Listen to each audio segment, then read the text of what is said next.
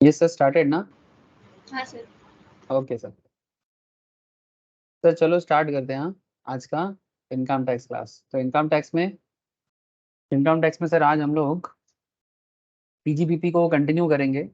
कुछ sections, important sections last part में बाकी हैं। उसी के बारे में बात करेंगे सर। जैसे कि 44 रिलेटेड कुछ एरिया है। वैसे तो 41 तक बात हो चुका है। 43 44 इस तरह का कुछ एरिया है जिसमें थोड़ा सा मैं बात करूंगा आपके साथ। सर एक सेकंड होल्ड करूंगा, कुछ हुआ आसपास में, मैं एक सेकंड आता हूँ। Just hold it.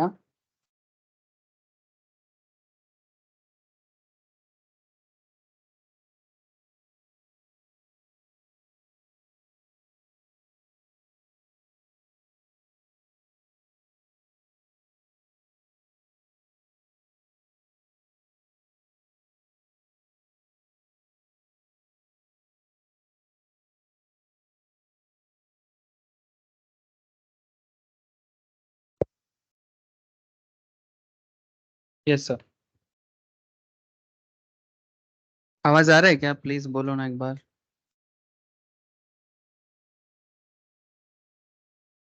Yes, connected हो ना सर आप लोग? हेलो। हाँ सर। Okay sir.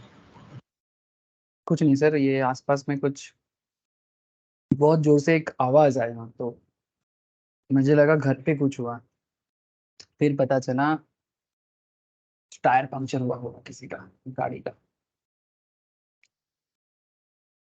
ठीक है सर। तो PGBP, profits and gains of business और प्रोफेशंस, इसका स्ट्रक्चर, इसका कॉन्सेप्ट, इसका कैलकुलेशन टेक्निक, ये सब चीजें आप लोगों को पता लग गया सर, है ना?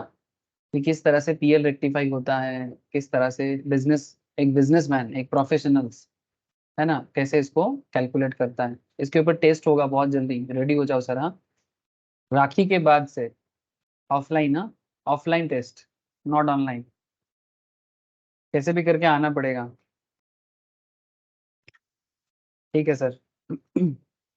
आफ्टर राखी ऑफलाइन टेस्ट सारे सब्जेक्ट्स के ऊपर होगा। मैं आप लोगों को डेट डिक्लेयर कर दूंगा।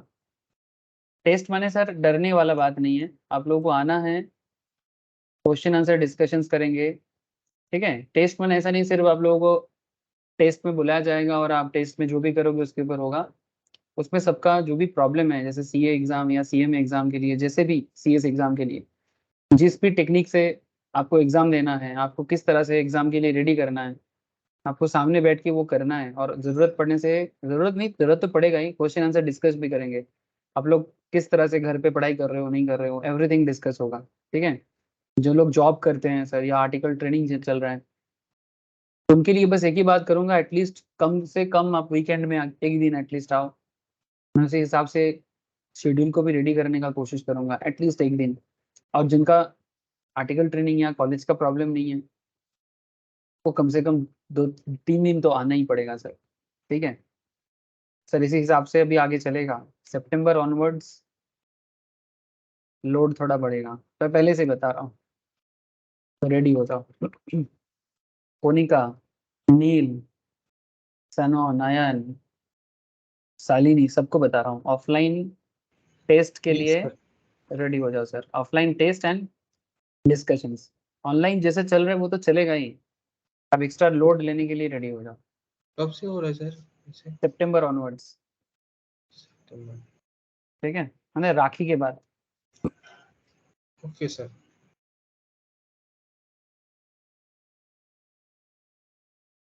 ऐसे मैं ऑलरेडी स्टार्ट किया फाउंडेशन स्टूडेंट्स के साथ, अब धीरे धीरे सभी के साथ करूँगा। थोड़ा पहले ही कर लेता, लेकिन वो ग्रैंड मदर का डेथ हो गया था तो इसमें थोड़ा सा लेट हो गया। ठीक है सर, वो तो जो होना है वो तो होगा ही। ओके, चलो आ जाते हैं हम लोग डिस्कशन पॉइंट पे कि एक बिजनेसमैन, एक प्रोफेशनल्स को किस तरह से प्रॉफिट करना है, लॉस करना है, टैक्स देना है। सबसे बड़ा चीज, आप प्रॉफिट करो, लॉस करो, बट अल्टीमेटली इनकम है तो टैक्स दो, इनकम है तो टैक्स दो।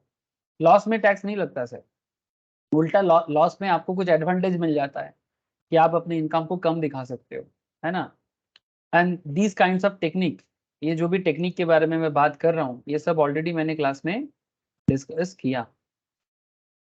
तो जो सेक्शंस एक्चुअली हम लोग ऑलरेडी पीजीपीपी में कवर किए हैं सर।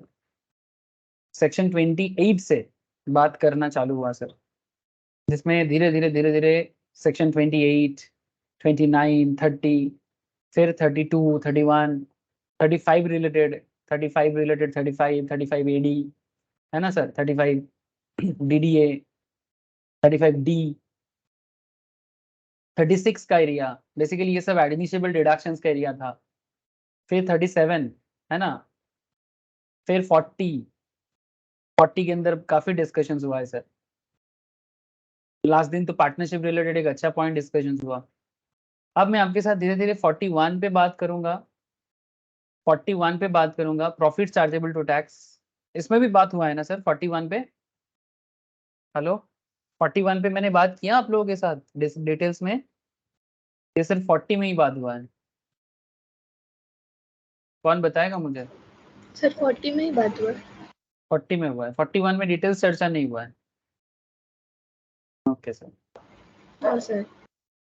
अच्छा, फिर 41 में बात करना है, 43 CA में बात करना है, 44 में बात करना है। 44 माने 44 AB, 44 AD, 44 AE, ठीक है, 44 ADA, ठीक है। इस तरह का कुछ सेक्शंस है जो बहुत ही इंपॉर्टेंट भी माना जाता है और एग्जाम में क्वेश्चंस भी होता है सर। चलो एक काम करते हैं, कंटिन्यू रखते हैं। 40 में बात हुआ है, अब 41 की तरफ धीरे धीरे मूव करते हैं, और जहां जैसे जरूरत होगा एग्जाम्पल्स बात कर लेंगे। तो बेसिकली जो, यस सर बोलो। हाँ बोलो सर, बोलो। 40 नहीं हुआ। 40 ए 40A पार्टनरशिप के ऊपर नहीं हुआ बात?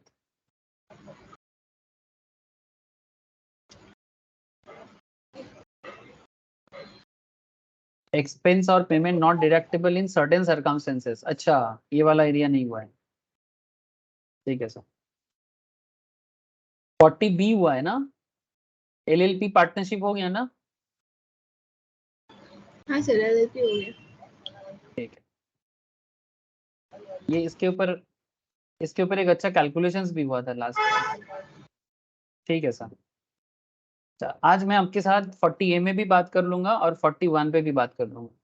एक्सपेंसेस और payment not deductible in certain circumstances, मैंने एक्चुअली देखो पॉइंट को समझो, इसका इस पॉइंट का मतलब को समझो सर। एकदम प्योरली एक बिजनेसमैन या प्रोफेशनल्स जब भी अकाउंट्स डेवलप करते हैं, तो अकाउंट्स में वो क्या बनाते हैं? PL बनाते हैं ना sir. Please try to understand, accountancy में एक बिजनेस का क्या बनता है? PL बनता है, यस और नो? हाँ शालिनी, कोनिका কি তৈরি হয় অ্যাকাউন্টেন্সিতে? বিজনেসম্যান এর প্রফিট এন্ড লস অ্যাকাউন্ট, তাই তো? হয় কি হয় না বল? তো প্রফিট এন্ড লস অ্যাকাউন্ট কেন করি আমরা আর কিভাবে করি? प्रॉफिट एंड लॉस में क्या होता है sir?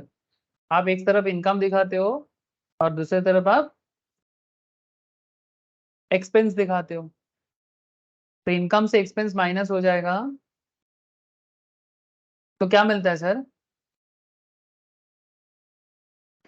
Net profit. Net profit. Net profit high रहने से टैक्स क्या होगा? ज्यादा होगा। हाई होगा। नेट प्रॉफिट लो होने से टैक्स का क्या होगा? लो होगा। एक नॉर्मल बिजनेसमैन, एक्सेप्ट मैंने जिन्हें शेयर वैल्यूएशन बढ़ाना है, बिजनेस वैल्यूएशन ज्यादा करना है, वो तो करता ही है, बट एक आम आदमी, एक normal businessman in general sense, in ordinary sense, आपको क्या लगता है एक बिजनेसमैन अपना टैक्स अमाउंट ज्यादा देना पसंद करेगा कि कम देना पसंद करेगा?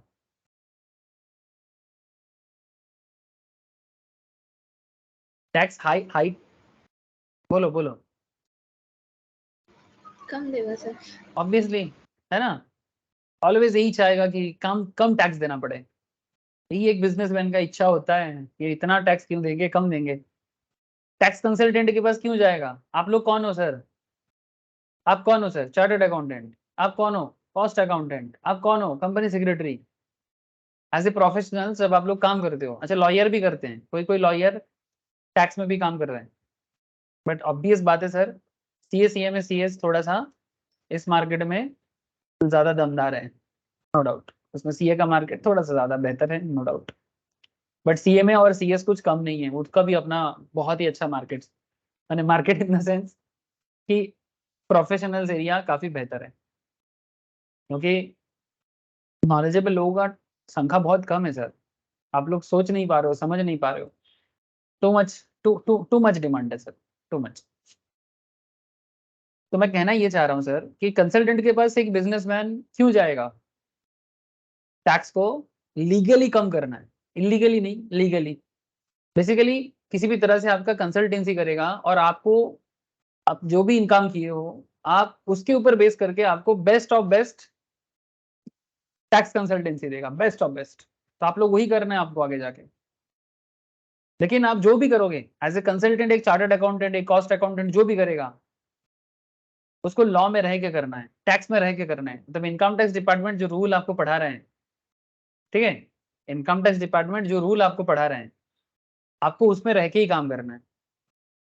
तो यहाँ पर आपको सेक्शन 40 सबसेक्शन ए क्लॉज 2, तो सॉरी सेक्शन 40 ए, सॉरी गलत बोल दिया मैं, सेक्शन 40 ए सबसेक्शन 2, ये आपको कुछ बताना चाहता है। क्या बताना चाहता है? कि सर आप नॉर्मली आपका एक्सपेंडिचर को पीएल में दिखा के अपना प्रॉफिट को कम करने का इच्छा रखोगे। कौन? आप कौन हो? आप इस मतलब मैं कहना ये चाहता हूँ कि एक बिजनेसमैन। सर बात को समझना, माने एक तरफ कंसल्टेंट होते हैं, दूसरे तरफ बिजनेसमैन होते हैं। तो कंसल्टेंट नॉर्मली बिजनेसमैन के बिहाफ में काम करता है ना। उल्टा साइड में कौन है? गवर्नमेंट। गवर्नमेंट को टैक्स पे करना है। तो गवर्नमेंट आपको बता रहा है एक्सपेंस और पेमेंट रूल कौन बनाता है? गवर्नमेंट बनाता है। एक्सपेंसेस और payment not deductible in certain circumstances. कुछ सर्टेन सर्कमस्टेंसेस ऐसे होंगे जहां पर आप एक्सपेंस करोगे लेकिन पीएल में डेबिट नहीं कर पाओगे, आप पेमेंट करोगे पर पीएल में डेबिट नहीं कर पाओगे। सर इंटरेस्टिंग फैक्ट क्या है जानते हो? ये टॉपिक ऑलरेडी ना, ये जो टॉपिक है इसका ऑलरेडी हम लोग फैक्ट्स को देख चुके हैं। कहां पर? हम लोग पहले ना प्रैक्टिकल क्वेश्चंस कवर किए हैं स्टार्टिंग पीजीबीपी का। अगर आप लोग स्टार्टिंग एक दो लेक्चर सुनोगे ना, तीन आई थिंक दूसरा या तीसरा लेक्चर्स मुझे जितना याद आ रहा है, उसमें आप देखोगे मैंने ना कंप्लीट क्वेश्चंस करवाया पीएल रेक्टिफाई करने वाला, उसके अंदर ये टॉपिक कवर अप हुआ है। सर तब नहीं हुआ था सर, तब मैंने प्रैक्टिकली करा दिया, अभी तो मैं प्रोविजंस बता रहा हूँ। तो इसमें क्या हो रहा है sir? Any expenditure incurred in respect of which a payment is made to a related person और एंटिटी। अगर आप कोई रिलेटेड पर्सन को कोई पेमेंट कर रहे हो या फिर कोई रिलेटेड एंटिटी को पेमेंट कर रहे हो, एंटिटी माने ऑर्गेनाइजेशंस, कंपनी, ऐसे, to the extent it is considered excessive, मतलब जितना पेमेंट करना चाहिए था अगर आप उससे ज्यादा पेमेंट करोगे, और unreasonable by the assessing officer, तो वो पेमेंट आपको डिडक्ट करने नहीं देगा। एग्जाम्पल देता हूं, ध्यान से सुनना। पीएल कैसे मैनिपुलेट हो सकता है? प्रॉफिट एंड लॉस अकाउंट एक बिजनेसमैन का पीएल किस तरह से उसमें छेड़छाड़ होता है, देखो। बात को समझे सर, गहराई को समझे, डेप्थ को समझे। सपोज एक कंपनी है, उसका नाम है एक्स लिमिटेड। अब एक्स लिमिटेड अपना पीएल डेवलप कर रहा है। पीएल में टू एक्सपेंस बोल के कोई 1 लाख अमाउंट जमा की, मतलब खर्चा दिखा रहा है, और इधर बाई इनकम बोल के कुछ इनकम भी शो कर रहा है। से फॉर एग्जांपल 5 लाख का इनकम दिखा रहा है, उसमें कोई प्रॉब्लम नहीं है, इनकम हुआ है। एक्सपेंस है 1 लाख का, बट ये जो 1 लाख का एक्सपेंस है ना, इसके अंदर रिलेटेड पार्टी ट्रांजैक्शंस है। माने क्योंकि कोई कोई अपने रिलेशंस पे, कोई कंपनी के अंदर सेम लेवल ऑफिसर्स हैं, कोई ये रिलेटिव्स कौन होते हैं इसके बारे में डिस्कशन हो चुका है, हु इज रिलेटिव। क्योंकि रिलेटिव क्या है ना, रिलेटिव में आप क्या कर सकते हो, मैनिपुलेट कर सकते हो। कोई अननोन लोगों के साथ तो आप ऐसे नहीं कर पाओगे ना, क्योंकि अननोन लोग आपका बात क्यों मानेगा। बट रिलेशंस में आप ट्रांजैक्शन शो करके ना पीएल को मैनिपुलेट कर सकते हो। एक्चुअल में आपका एक्सपेंस 1 लाख का नहीं हुआ है, से फॉर एग्जांपल एक्चुअल में 80,000 का है, पर आप 1 लाख किसी भी तरह से दिखा रहे हो, और जो असेसिंग ऑफिसर ने समझ गया कि आप कहीं ना कहीं मार्केट रेट से ज्यादा दिखा रहे हो। अच्छा, ऐसा क्यों दिखा रहे हो? ऐसा क्यों दिखा रहे हो? आप सोचो सर, 5 लाख से 1 लाख अगर एक्सपेंस है तो आपका प्रॉफिट होता है 4 लाख, बट 5 लाख से 80,000 माइनस करोगे तो आपका प्रॉफिट हो जाएगा, बोलो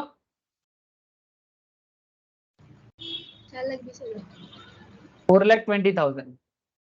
तो 4,20,000 में टैक्स अमाउंट ज्यादा होगा ना, 4 लाख में उससे कम होगा। ऐसा वेरियस सिचुएशंस हो सकता है। तो बेसिकली आप किसी ना किसी तरह से अपना एक्सपेंस को कम करने का कोशिश कर रहे हो, और इनकम टैक्स में जो असेसिंग ऑफिसर्स हैं उनको ये पूरा चीज लग रहा है कि आप कहीं ना कहीं इसमें कुछ तो गड़बड़ कर रहे हो, इसमें कुछ तो गड़बड़ है। और कैसे गड़बड़ कर रहे हो? प्रूफ भी दे रहे हो आप, बट आप रिलेटेड पार्टी ट्रांजैक्शंस कर रहे हो या रिलेटेड एंटिटी ट्रांजैक्शंस कर रहे हो। तो अगर आप रिलेटेड पार्टी को, क्योंकि आप रिलेटेड पार्टी को इजीली मैनिपुलेट कर सकते हो, है ना, होल्डिंग सब्सिडियरी में हो सकता है, लेकिन आप ऐसे अनरीजनेबल एक्सेसिव खर्चा क्यों दिखाओगे? जहां जहां पे आपने खर्चा किया नहीं, पे फिर भी आप क्यों दिखाओगे? सच झूठ क्यों करना है? जैसे few examples, related persons are individuals, any relative of the individual, husband or wife, brother sisters, या फिर एनी लिनियर असेंडेंट और डिसेंडेंट ऑफ द इंडिविजुअल्स, माने उसके साथ मतलब उनका जो असेंडेंट या डिसेंडेंट है, माने माता पिता, ठीक है, पेरेंट्स, अपने ग्रैंड पेरेंट्स, जो भी है, एनीवन जिनके साथ उनका रिलेशंस है असेंडेंट पे या डिसेंडेंट पे। तो इनको इनके ऊपर ट्रांजैक्शन शो करके आप इजीली अपने पीएल को डोमिनेट कर सकते हो, मैनिपुलेट कर सकते हो। Firm, any partner of the firm और relative of such partner, firm का any relative, any partner of the firm, आप अपने ही पार्टनर के बीच में ट्रांजैक्शंस कर रहे हो, या फिर पार्टनर अपने रिलेटिव्स के बीच में ट्रांजैक्शंस कर रहे हैं। एचयूएफ और एओपी, अगर हिंदू अनडिवाइडेड फैमिली है या एसोसिएशन ऑफ पर्संस है, any member of the AOP और एचयूएफ और any relative of such member, company के केस में, कंपनी के केस में डायरेक्टर ऑफ द कंपनी और any relative of the director, मैंने किस कैसा कैसा रिलेशन बनता है, कैसा ये रिश्ता है, ऐसे एक गाना है ना सर, कैसा ये इश्क है अजब सा इश्क है, वैसा ही कैसा ये रिश्ता है अजब सा रिश्ता है। हाँ, ये रिश्ता क्या कहलाता है? रिलेटिव, मैंने बिजनेस में क्या कर रहे हैं, देखो ये रिश्ता क्या कहलाता है, रिलेटिव्स, ठीक है, याद रखे बात को। ये रिश्ता बिजनेस में प्रॉफिट को कम कर देता है, वो भी मैनिपुलेट करके। Any SSC, any individual who has a substantial interest, substantial interest माने सपोज आपका एक बिजनेस है, चलो मैं एक नाम ले लेता हूं, सपोज मिस्टर आयन, ठीक है, and mister Neil. Mister Ayan का एक बिजनेस है जिसमें नील सब्सटेंशियल इंटरेस्ट होल्ड करता है। सर इसका मतलब क्या होता?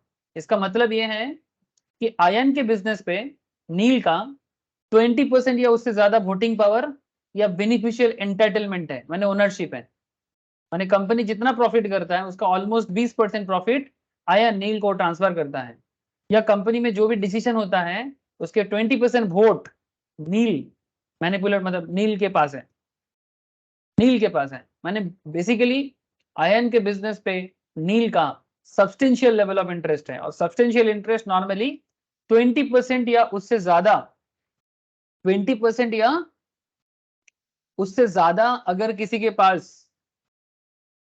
कंपनी का voting rights as well as profit percentage sharing होता है ना, तो हम लोग उसको सब्सटेंशियल इंटरेस्ट कहते हैं। तो यहाँ पर मिस्टर नील जो है वो आयन का रिलेटेड पार्टी हो गया, रिलेटिव्स हो गया। तो ये सारे सिचुएशंस आपको रिलेटेड पार्टी ट्रांजैक्शंस के प्रॉब्लम में फंसा देता है, आपको बने एसएससी को। और यहाँ पर आप क्या कर सकते हो, आप अपना पेमेंट या खर्चा को मैनिपुलेट करके, उसको छेड़छाड़ करके कम दिखाना चाहोगे, सॉरी ज्यादा पेमेंट को ज्यादा दिखाना चाहोगे, तो गवर्नमेंट कहता है 40A सबसेक्शन 2 के तहत कि एक्सपेंस और payment not deductible in certain circumstances. आपने खर्चा जरूर किया होगा, बट गवर्नमेंट बात को मतलब डिडक्शंस लेने पे, मतलब खर्चा दिखाने पे मना कर देगा। बात समझ में आया सर? हेलो, आप पेमेंट करो, उसमें दिक्कत नहीं है, बट जब आप उसको उसके बेसिस में आप एक्सपेंस को अपने पीएल में डिडक्ट करना चाहोगे ना, क्योंकि टैक्स में आपको बेनिफिट लेना है, लेकिन गवर्नमेंट आपको ये परमिशन नहीं देगा। इसको बोलते हैं सर्टेन एक्सपेंस और payment is not deductible payment, माने आप पेमेंट तो करोगे पर उसको गवर्नमेंट आपको परमिशन नहीं देगा। बात समझ में आया सर?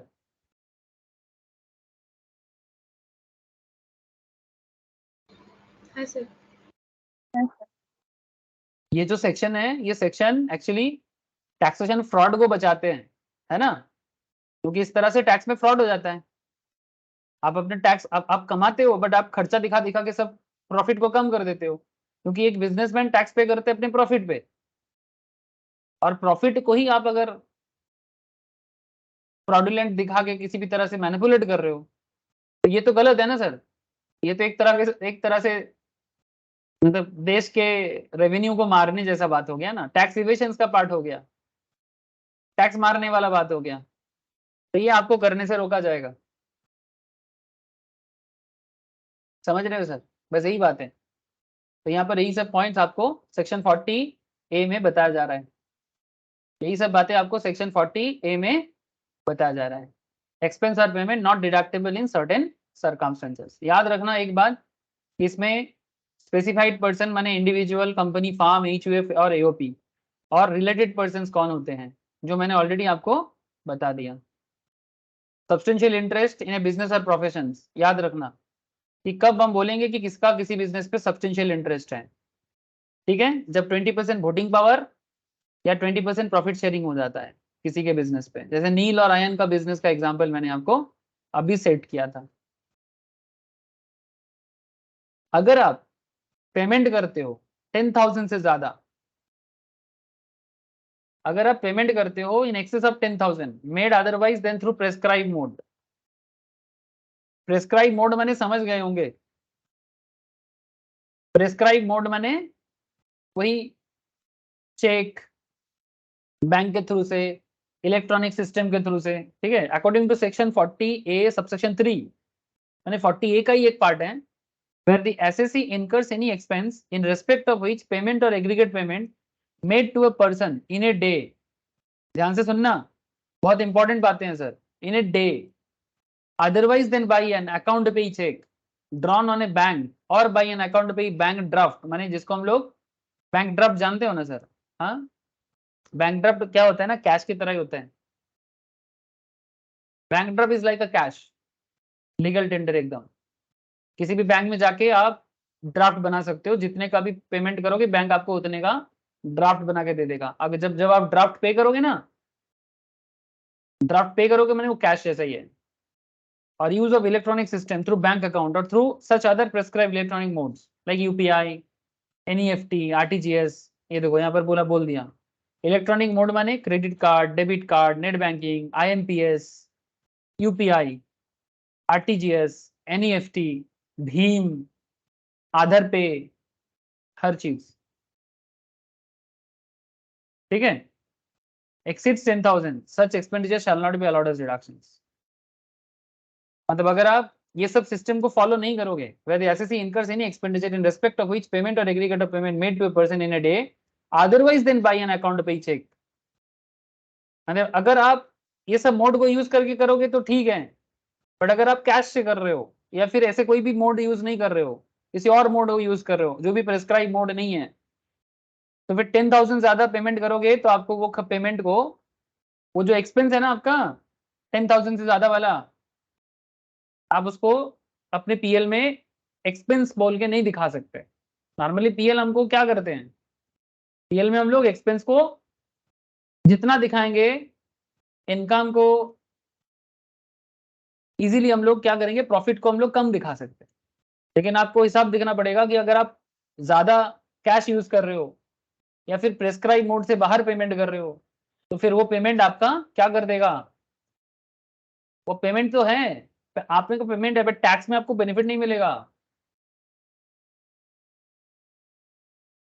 इसके लिए नोटिफिकेशन दिया था central board of direct tax ने इस वाला डेट पे। अच्छा, नोटिफिकेशन डेट अगर भूल भी जाओगे तो थोड़ा बहुत चलेगा, बट जानने से अच्छा है। आगे जाके ना टैक्स का केस होता है, लॉ मतलब कोर्ट केस चलता है कि कब क्या रूल बनाया गया था, तो जितना नॉलेजेबल बनोगे उतना अच्छा। The provisions applies to all categories of expenditure involving payment for goods or service which are deductible in computing the taxable income. एक एग्जांपल दिया है, चलो देखते हैं क्या बताना चाहता है। If in respect of an expense of 32,000 incurred by X Limited for cash payments of 8,000 are made on a particular day, paid on a particular day to one Mr. Y, one in the morning at 10 a.m, one at 12 noon, one at 3 p.m and one at 6 p.m. कितना हुआ? 4 cash payments है 8,000 का, है ना, 8,000 करके 4 बार तो 32,000 होता है ना। 8,000 करके 4 बार कितना होता है? 32,000। एक सुबह 10 बजे, एक 12 बजे, एक दोपहर 3 बजे और एक शाम को 6 बजे।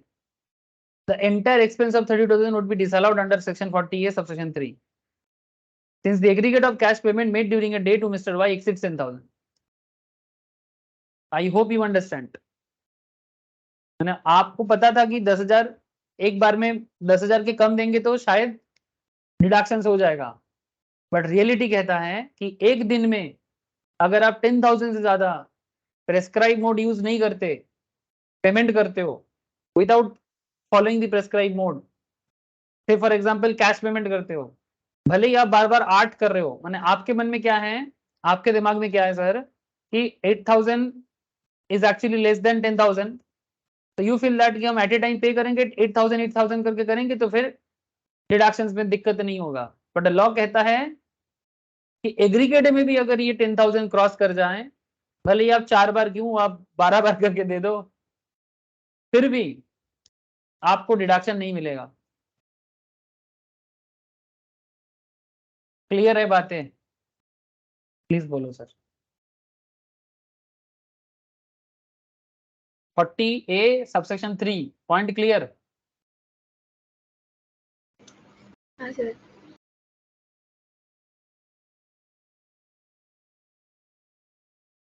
अब आपके मन में चल रहा है तो फिर जो पेमेंट हमने किया जो 10,000 से ज्यादा है, made otherwise than through prescribe modes deemed to be the income of the subsequent year, जो भी पेमेंट आप प्रेस्क्राइब मोड के बाहर करोगे, माने सिंपल बात है, कैश में करोगे, उसको नेक्स्ट सब्सिक्वेंट ईयर में, माने 22-23 अगर आपका करंट असेसमेंट ईयर है, सॉरी प्रीवियस ईयर है, this is the current previous year going on and current assessment year is 23-24, तो बेसिकली क्या होता है, 22-23 का इनकम का टैक्स 23-24 में होता है। सिमिलरली 23-24 प्रीवियस ईयर का टैक्स 24-25 में होगा, है ना, 24-25 में।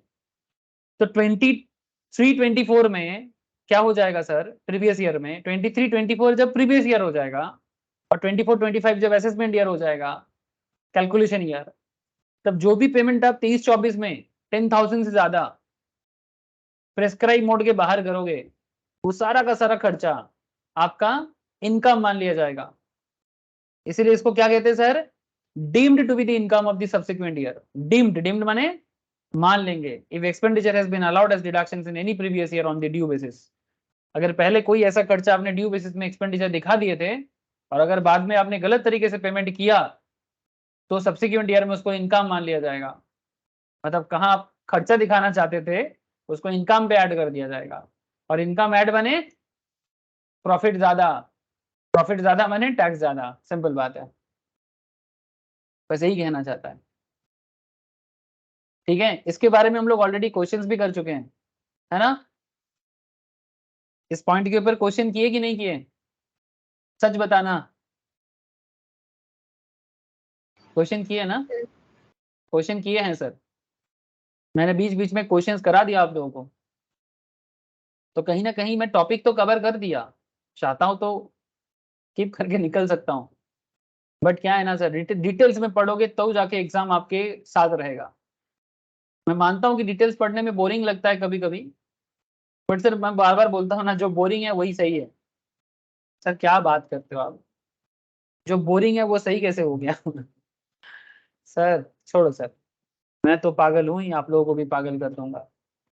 अच्छा, ये जो अभी आपके साथ में बात किया कि अगर आप किसी को भी 10,000 से ज्यादा पेमेंट करते हो प्रेस्क्राइब मोड के बाहर, तो वो पेमेंट जो है वो डिडक्टेबल नहीं है, पीएल में खर्चा नहीं दिखा सकते। और ये एक बिजनेसमैन के लिए चिंताजनक बात है सर, क्योंकि अगर आप पेमेंट करके भी खर्चा नहीं दिखा पाओगे तो प्रॉफिट तो बढ़ता जाएगा, और अगर प्रॉफिट बढ़ता जाएगा तो फिर टैक्स में बचत नहीं हो पाएगा, टैक्स स्लैब बढ़ता जाएगा। आपको पता है ना टैक्स स्लैब? टैक्स स्लैब पता है कि नहीं पता? कोई मुझे बताएगा टैक्स स्लैब क्या चल रहा है अभी? एनीवन ट्राई करो।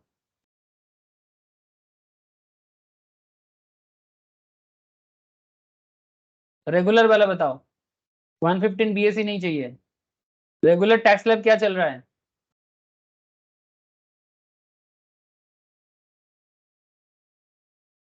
अरे बताओ सर, इतना चुप रहने से थोड़ी होगा।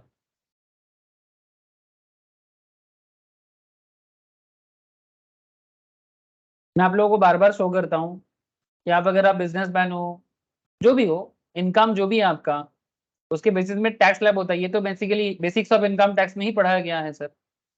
जिनका बेसिक्स अभी तक नहीं हुआ बाद में फिर से बेसिक लाइव कर लेगा, बट आपको याद रखना चाहिए सर ये टैक्स स्लैब, ठीक है? यही ट्रेडिशनल टैक्स स्लैब है, और ये न्यू टैक्स रिजिम है जिसमें एक स्पेशल बेनिफिट मिलता है। बट ऐसा नहीं कि ओल्ड वाला बेनिफिट बेनिफिशियल नहीं है, इट्स डिपेंड करता है कि टैक्स पेयर का सिचुएशन के ऊपर, टैक्स पेयर कैसा टैक्स पेयर है उस पर डिपेंड करता है कि वो न्यू न्यू में आएगा कि ओल्ड सही रहेगा। एक चैप्टर आएगा सर टोटल इनकम का, तब मैं बताऊंगा। जो लोग कर चुके हो पहले कभी, वो रिकॉल कर सकते हो, जो नहीं किया वो बाद में करेगा कि कौन सा सही है, मैंने एक्चुअली कौन सा फॉलो करना चाहिए। कंफ्यूजन होते हैं लोगों को, बट ये कंफ्यूजन दूर हो जाता है जब प्रैक्टिस हो जाते हैं, और रियल लाइफ में बड़ा यूज होता है सर। जो रिटर्न फाइलिंग का काम करते हैं ना फार्म में, स्टार्टर्ड फार्म में रिटर्न फाइलिंग का काम करते हैं, उनको ये चीज फेस करना पड़ता है, और कौन से क्लाइंट के लिए क्या सही रहेगा ये आपको ना प्रैक्टिस कर करके समझ में आ जाएगा। तो आपको सजेस्ट करना पड़ता है अपने क्लाइंट को, which is better for you, old tax और न्यू टैक्स जो भी हो। अभी आपको मैं न्यू वाला नहीं बता रहा हूँ, यानी ये ओल्ड टैक्स रिजिम है, इसका मतलब ये नहीं कि करेंटली फॉलो नहीं हो रहा है, पुराना सिस्टम पे ट्रेडिशनली चले आ रहे हैं। इनकम अगर आप किसी का भी 2.5 लाख मैंने 2.5 लाख तक का है तो नील टैक्स है, कोई टैक्स नहीं है, कोई भी हो। 2.5 लाख तक इंडिया में कोई टैक्स नहीं होता, 2.5 लाख एनुअल इनकम। अगर आप एनुअली 2.5 लाख करके कमाते हो तो आपको कोई टैक्स नहीं देना है, बट 2.5 लाख से 5 लाख अगर आपका इनकम हो जाएगा, आपको 2.5 लाख का 5% मैंने 12,500, फिर 5 लाख से 10 लाख स्लैब में आ जाओगे ना, 12,500 तो देना ही है, साथ में और ऐड हो जाएगा 5 लाख के ऊपर, मैंने 5 लाख से 10 लाख का डिफरेंस जितना होता है 5 लाख, फिर 5 लाख पे 20%, मैंने 1 लाख इधर और ऐड हो जाएगा, फिर 1 लाख तो है ही, 1,12,500 तो रहेगा ही। मैंने जब आपका इनकम 10 लाख क्रॉस कर जाएगा तो 1,12,500 तो देना ही है, साथ में और भी 10 लाख के ऊपर जितना जाएगा, जितना जाएगा 10 लाख के ऊपर 30,000, 10 लाख के ऊपर 13 लाख, 14 लाख, 15 लाख, वट जो भी जाएगा उसके ऊपर 30%। मान के चलते हैं कि किसी का इनकम हुआ 11 लाख का, ठीक है, 11 लाख का, तो 11 लाख अगर कोई एनुअल इनकम करता है तो 10 लाख के ऊपर हो गया, तो 10 लाख से 11 लाख कितना डिफरेंस हुआ? हेलो, 10 लाख से 11 लाख कितना डिफरेंस हुआ सर बोलो? 1 लाख 1 लाख, 1 लाख का 30% कितना होता है बोलो? 30,000 30,000। तो 1,12,500 तो था ही, इसके ऊपर और 30,000 ऐड हो जाएगा, तो कुल मिला के आपका टैक्स कितना हो गया? 42,000 1,42,500। इस पे क्या लगेगा? 4% सेस, ये मैंडेटरी है, देना ही है। एजुकेशन एंड हेल्थ सेस, तो 1,42,500 पे 4%। अब आप सोचो, अब मेरा बात को समझा करो सर। ये तो बेसिक पॉइंट्स है, basics of income tax class पढ़ोगे ना, उसमें बहुत सारा क्वेश्चन करवाया, चार्ज वगैरह बहुत सारा, marginal relief. Now my point is that कि इनकम को कम करने के लिए बंदा कितना ट्राई करेगा, है ना, कि अगर वो इस स्लैब के अंदर रह जाए तो बचत होगा कि नहीं। हेलो सर, अगर आप 10 लाख के ऊपर वाला स्लैब में नहीं आते हो तो आपका इनकम टैक्स बच जाएगा। कोशिश तो करेगा ना, एक बिजनेसमैन कोशिश तो करेगा, क्या बोलते हो सर, करेगा कि नहीं करेगा।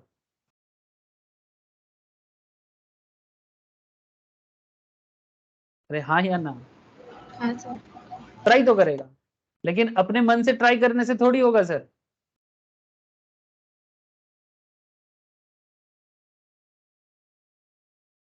एक सेकंड, अपने मन से ट्राई करने से नहीं होगा, सब कुछ रूल बेस्ड होना है, एज पर इनकम टैक्स प्रोविजंस आपको ट्राई करना है। तो यही कारण है कि आपको ये सब चीज समझना पड़ेगा कि एसएससी तो हमेशा ट्राई करेगा कि उसका टैक्स स्लैब कम हो जाए, पर जो कुछ भी होगा एज पर सिचुएशंस होगा। अब आपको मैं एक सिचुएशंस बताता हूं, ध्यान से बात को सुने सर।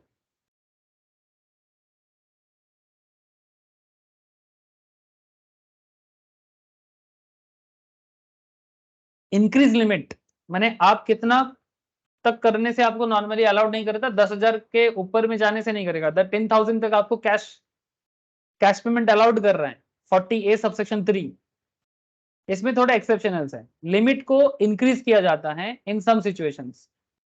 कब?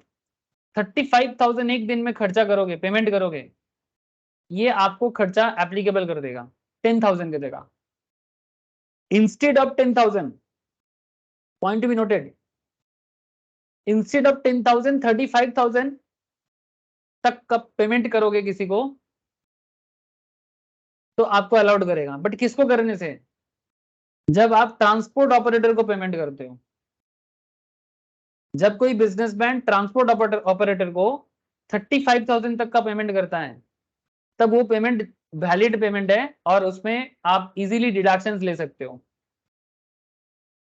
The limit would be 35,000 in case of payment made to transport operator for plying, hiring, leasing goods carriage otherwise than through prescribed mode। माने कैश पेमेंट करोगे ट्रांसपोर्ट ऑपरेटर को 35,000 तक अलाउड है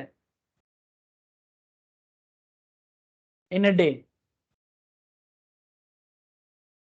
मैंने अगर आप अकाउंट पे चेक यूज नहीं कर रहे हो, बैंक अकाउंट के थ्रू से नहीं कर रहे हो, आईएमपीएस नहीं कर रहे हो, आरटीजीएस नहीं कर रहे हो, मैंने जो भी प्रेस्क्राइब मोड है वो फॉलो नहीं कर रहे हो, कैश पेमेंट कर रहे हो 35,000 in a day to a transport operator, but this is allowed deductions. बाकी सभी केस में 10,000 तक ही अलाउड है। 10,000 के ऊपर खर्चा करोगे डिसअलाउड हो जाएगा, ट्रांसपोर्टर को भी 35,000 के ऊपर जाएगा तो डिसअलाउड हो जाएगा। ठीक है सर, बात समझ में आया कि नहीं आया? अब आपके मन में एक सवाल जरूर आना चाहिए, क्या क्वेश्चन है बोलो तो? एक बड़ा सवाल है कि सर ट्रांसपोर्ट ऑपरेटर को लिमिट क्यों बढ़ाया गया, ये क्वेश्चन किसके मन में आया? हाँ सर, क्या किसी के मन में ये सवाल आया कि ट्रांसपोर्ट ऑपरेटर को ये बेनिफिट क्यों दिया जा रहा है?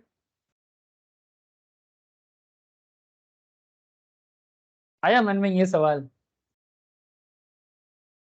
आयन के मन में आया? आयन तो जवाब दे सकता है? काफी सारे ट्रांजैक्शन की वजह से हो सकता है सर।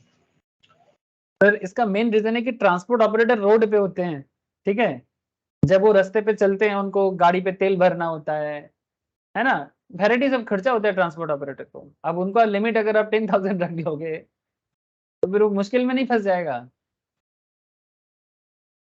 है ना। नेशनल लेवल में जो लोग ट्रक चलाते हैं कितना खर्चा होता होगा रास्ते में चलते वक्त, तो उनको अगर आप 10,000 लिमिट कर दोगे तो मुश्किल हो जाएगा। तो ट्रांसपोर्ट ऑपरेटर को अगर आप पेमेंट ज्यादा भी करते हो, 35,000 तक करते हो तो भी चलेगा।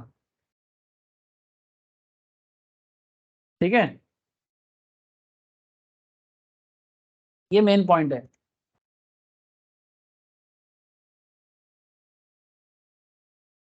अच्छा, cases where disallowance would not be attracted, कुछ ऐसे केसेस के बारे में बता रहा हूं जहां पर डिसअलाउंस अट्रैक्ट नहीं करेगा। मैंने नॉर्मली 10,000 तक, 10,000 के ऊपर जाएगा तो डिसअलाउंस होता है ना sir.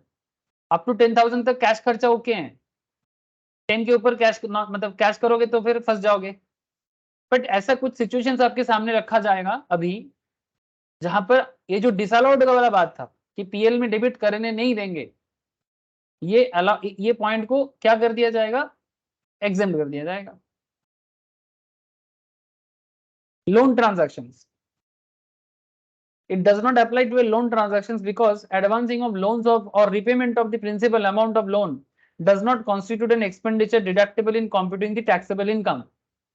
However, interest payment of amount exceeding 10,000 at a time are required to be made by account pay check or draft or electronic clearing system or through such other prescribed electronic modes such as credit card, debit card, net banking, IMPS, UPI, NEFT, Aadhaar Pay as interest is deductible expenditure. Interest का खर्चा, point to be noted, जब हम लोग कोई loan market से उठाते हैं ना सर, जब आप लोन रीपे करते हो, आप दो अमाउंट रीपे करते हो, प्रिंसिपल, हेलो, प्लस इंटरेस्ट ना।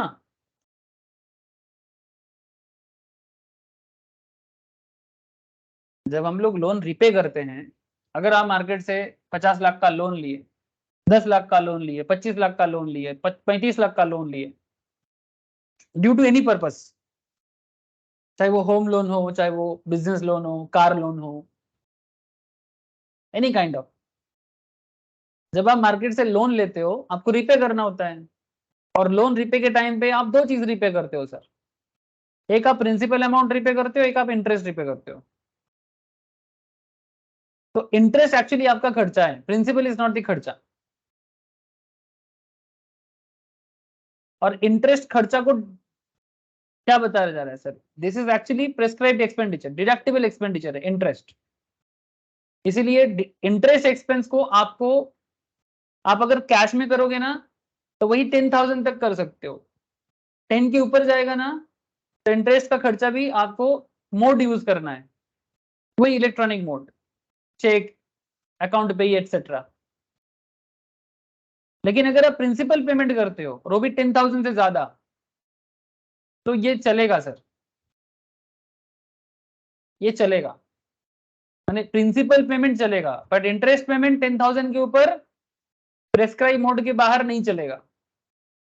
इसलिए बोला it does not apply to loan transactions because advancing of loans और repayment of principal amount of loan does not constitute an expenditure deductible in computing taxable income.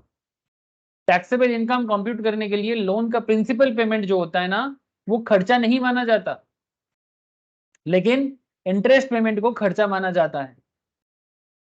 इसीलिए क्या कहते हैं, interest payment of amount exceeding 10,000 at a time are required to be made by prescribe mode, क्योंकि interest payment को deductible expense माना जाता है, इसलिए प्रेस्क्राइब मोड फॉलो करें।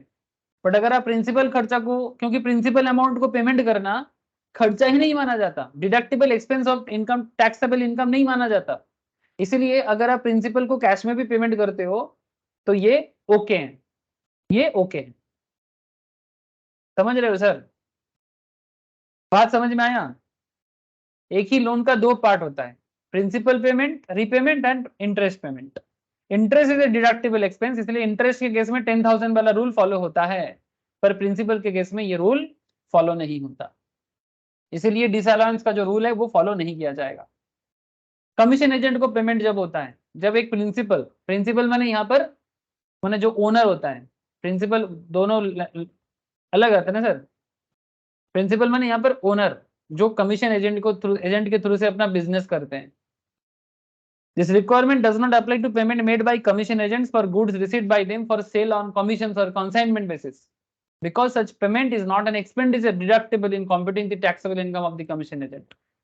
For the same reason, this requirement does not apply to advance payment made by the commission agent to the party concerned against supply of goods. However, where commission agent purchase goods on his own account but not the commission basis, the requirement will apply. The provisions regarding payment by account pay check on draft, electronic clearing system or through such other prescribed electronic modes such as credit card, debit card, etc. ठीक है, इसमें follow होगा। तो इसमें आपको एक चीज समझना पड़ेगा, माने जब कोई कमीशन एजेंट को कमीशन पे किया जाएगा, एक प्रिंसिपल माने एक ओनर जब अपने कमीशन एजेंट को पे करेगा, तो तब वो 10,000 वाला रूल के अंदर नहीं आता है, तब वो 10,000 वाला रूल के अंदर नहीं आता है।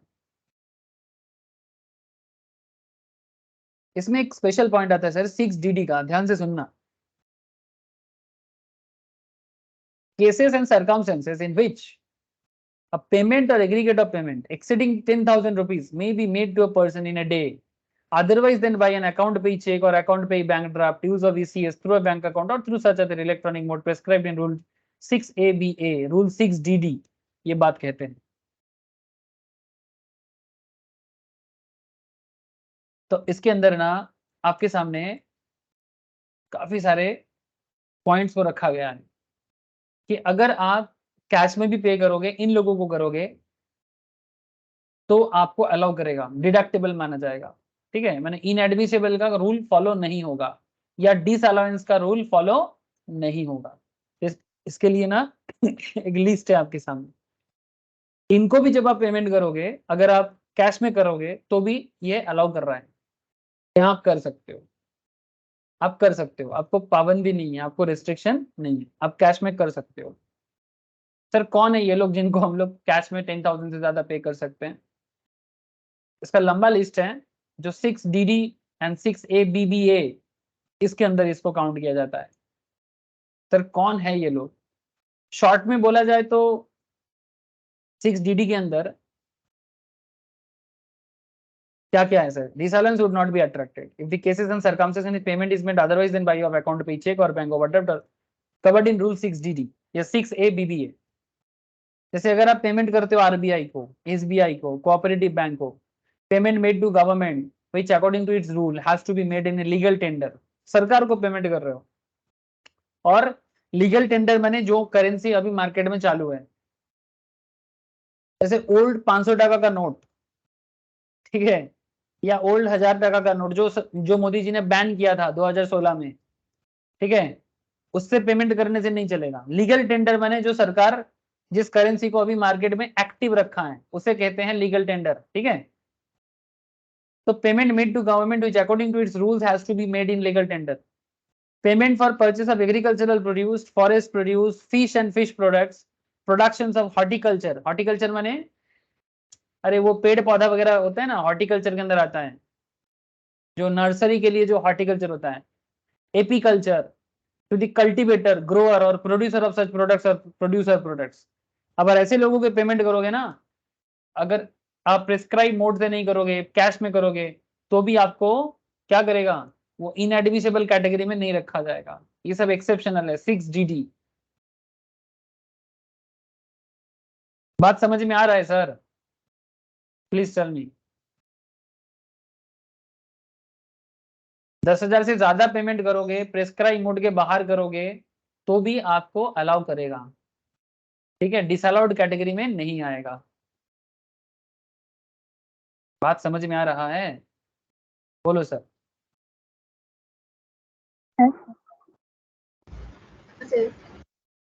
ठीक है, तो ये सब एक्सेप्शनल है, cases where disallowance would not be, जहां पर डिसअलाउंस का कॉन्सेप्ट अट्रैक्ट नहीं करेगा। बाकी तो आपको पता ही है डिसअलाउंस ही ज्यादा होता है, बट कुछ एक्सेप्शनल सिनेरियो है, जैसे कि लोन ट्रांजैक्शन, कमीशन एजेंट को, या फिर 6DD के अंदर जो लोग आते हैं, ठीक है, जिसका लंबा लिस्ट आपके सामने है। बैंक, रिजर्व बैंक को पे करना, स्टेट बैंक को पे करना, कोऑपरेटिव बैंक को पे करना, एग्रीकल्चरल क्रेडिट सोसाइटी को पे करना, life insurance corporation of India को पे करना। थोड़े डिटेल्स में भी देख लो, समरी से तो मैं बता दिया, डिटेल्स में भी पढ़ सकते हो। where the payment is made by any letter of credit arrangement through a bank, ठीक है, agricultural or forest produce, animal husbandry, life stock farming जो लोग करते हैं, जहां पर मीट, हाइट्स एंड स्किन्स का काम होता है, डेयरी और पोल्ट्री फार्मिंग का काम जहां होता है, ठीक है, ये सब जगह में आप 10,000 के ऊपर भी कैश पेमेंट कर सकते हो। ठीक है, जरूर एक बार गो थ्रू करना सर। ये सब एरिया में 10,000 के ऊपर अलाउड है। ठीक है, मैंने डिसअलाउंस का रूल अट्रैक्ट नहीं करेगा, बस यही बात आपको कहना चाहिए। Disallowance of provisions for gratuity, ठीक है, 40A सबसेक्शन 7 पे बोला, 40A सबसेक्शन 7 में बोला, no deductions would be allowable to any taxpayers carrying on any business or profession in respect of any provisions, whether called as a provisions by name, other names, made by him towards the payment of gratuity to his employers. Payment of gratuity to his employers on their retirement or on terminations of their employment for any reason. ये employee होगा sir. Payment of gratuity to his employees, employer नहीं होगा, क्योंकि retire कौन करता है, employer करता है कि एम्प्लॉय करता है? हाँ सर, ये गलत हो गया, मिस्टेक है सर। रिटायरमेंट थोड़ी ना करता है, retirement to his employers on their retirement और on the termination of their employment for any reason. Employ का टर्मिनेशन का बात हो रहा है, एम्प्लॉय का रिटायरमेंट का बात हो रहा है। ये एक पॉइंट था, तो सही है, ज्यादा दिमाग और ना लगाओ। Contributions by employers to fund trust etcetera, contributions by employers to fund trust etcetera, 40A subsection 9। अच्छा एक बात, 40A सबसेक्शन 7 मैंने आपको अभी तक जो सेक्शंस पढ़ाया इसमें कि आपको मैंने 40A बताया, 40A सबसेक्शन 3 बताया, ठीक है, फिर 6DD का रूल बताया एंड 6ABBA बताया, ठीक है, मैंने rule 6ABBA prescribe mode and 6DD जो एक्सेप्शन उसको बताते हैं। तो इसके अंदर यहाँ पर एक रूल है सर, मोटा मोटी इंपॉर्टेंट रहते हैं, disallowance of provisions for gratuity, ठीक है, disallowance for provisions for gratuity, इसको थोड़ा सा समझना है। और contributions by employers to fund trust etcetera, that is section 40A subsection 9। अब ये दोनों चीज मैं आपको बताऊंगा, फिर 41 में मूव ऑन करूंगा। ठीक है, थोड़ा ध्यान से सुनो, अच्छे से सुनो, प्रोविजंस एक बार बता देना चाहिए, ऐसे मोटा मोटी इंपॉर्टेंट पॉइंट्स है ये, ठीक है। प्रोविजंस पर क्या है ना, सारा पॉइंट इंपॉर्टेंट होते हैं, क्या पता कब क्या सवाल कर ले, ठीक है, इंस्टीट्यूट का कोई ठिकाना थोड़ी होता है। आप ये भी नहीं बोल सकते कि क्वेश्चन बाहर से आया है, क्योंकि इनकम टैक्स का लॉ है और उस लॉ के अंदर से कहीं पे भी सवाल कर सकता है। तो एटलीस्ट जो चैप्टर के अंदर है उसमें से सवाल करने का पूरा राइट है उनको। ऐसे 40A subsection 7 provisions for payment of gratuity to employees, ठीक है, वहां पे थोड़ा प्रिंटिंग है। अगर आप एम्प्लॉय को ग्रेचुइटी पेमेंट कर रहे हो, ठीक है, तो उसके बारे में बता रहे हैं, तो आपको डिसअलाउड करेगा। However disallowance would not be attracted, disallowance attract नहीं करेगा if provision is made for contribution to approved gratuity fund और for payment of gratuity that has become payable during the year. यानी अगर कोई एम्प्लॉयर अपने employ को gratuity के लिए पेमेंट कर रहा है और उसके लिए प्रोविजंस मेंटेन कर रहा है, तो ये आपका कौन सा खर्चा हो जाएगा सर? सेक्शन 40 आपको क्या सिखाता है? सेक्शन 40 आपको ये क्या एरिया है, एक्सपेंस और payment not deductible in certain circumstances, है ना, जिसमें आपको मैंने 40A सबसेक्शन 2 रिलेटिव वाला केस बोला, आप पेमेंट करोगे पर पीएल में डेबिट नहीं कर पाओगे एज पर इनकम टैक्स, ठीक है, अकाउंट में करोगे बट इनकम टैक्स आपको डिसअलाउ कर देगा, not deductible in certain circumstances. उसके अंदर ये 40A2 का एरिया था, 40A3 का एरिया था, 40A3A का एरिया था, 40A7 भी उसी पॉइंट में बात कर रहा है कि अगर आप पेमेंट कर रहे हो पर आपको डेबिट करने नहीं देगा, provisions for payment of gratuity to employees. But इसमें इस साथ में ये भी बता रहा है कि डिसअलाउंस रूल जो है ये नॉट अट्रैक्टेड हो जाएगा, माने नॉर्मली डिसअलाउड है पर ई provisions is made for contribution to approved gratuity fund. अगर ग्रेचुइटी फंड गवर्नमेंट अप्रूव्ड है, तो अगर कोई एम्प्लॉयर अप्रूव्ड ग्रेचुइटी फंड में जो गवर्नमेंट अप्रूव किया है उसमें कंट्रीब्यूट करता है, तो फिर ये डिसअलाउंस जो कॉन्सेप्ट है वो हट जाएगा।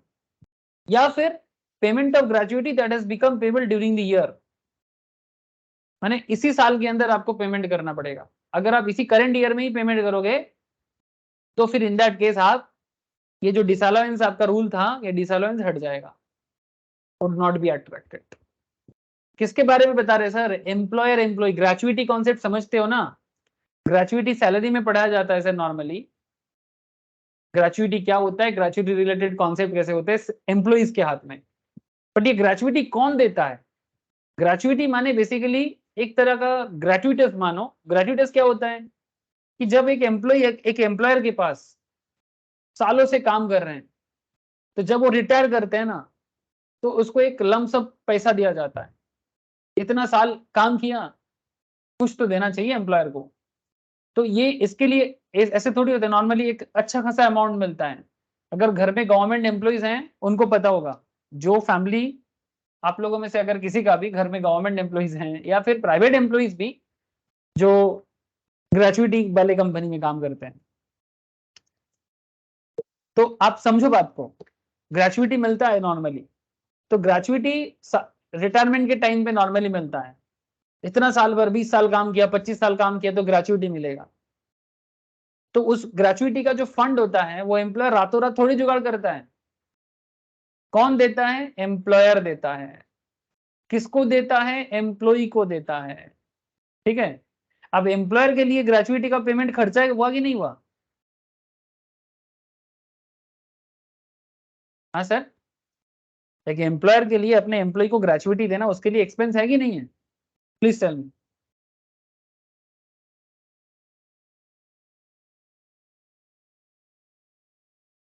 अरे हाँ ना, कुछ तो बोलो।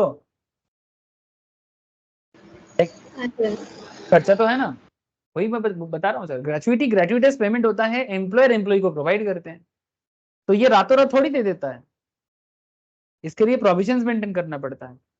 तो वही बात कर रहे हैं, provisions for payment of gratuity to employees normally disallowance है, बट अगर गवर्नमेंट अप्रूव्ड है ना, तो अलाउ कर देता है।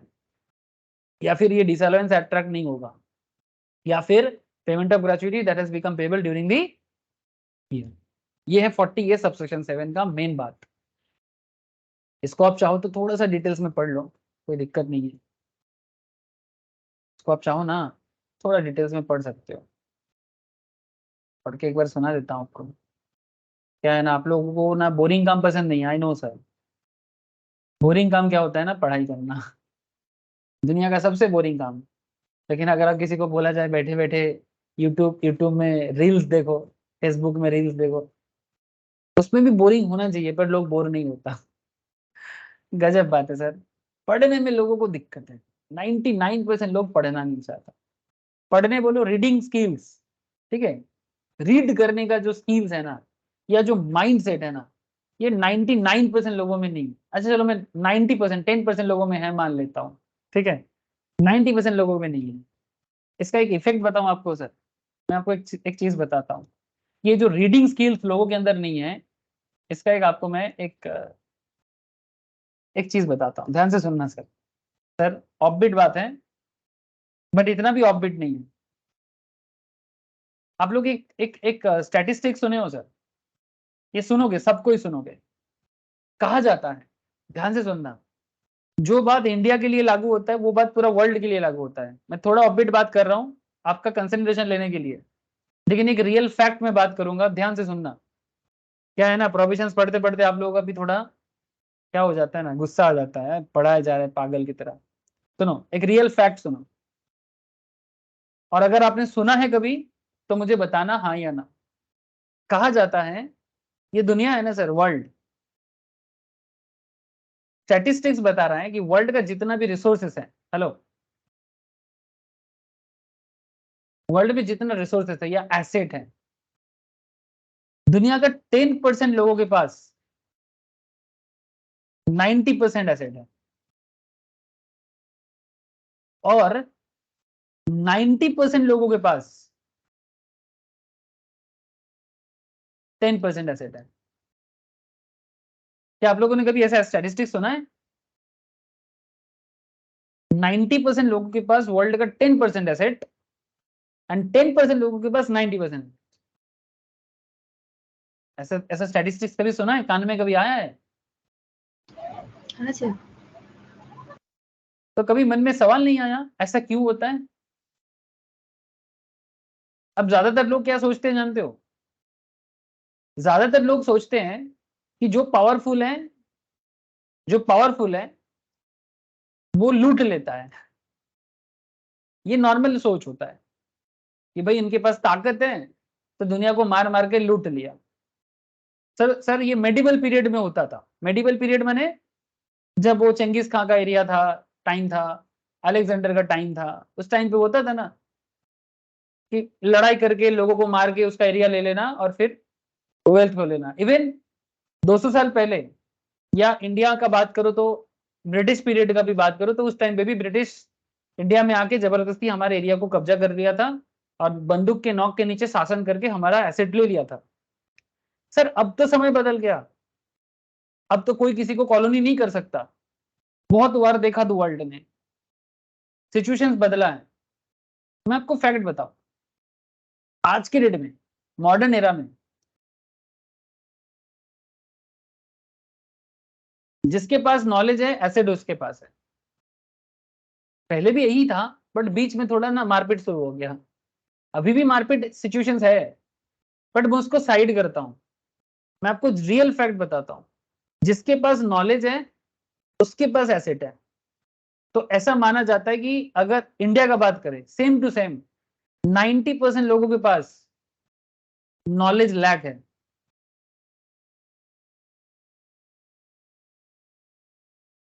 और 10% लोगों के पास नॉलेज है।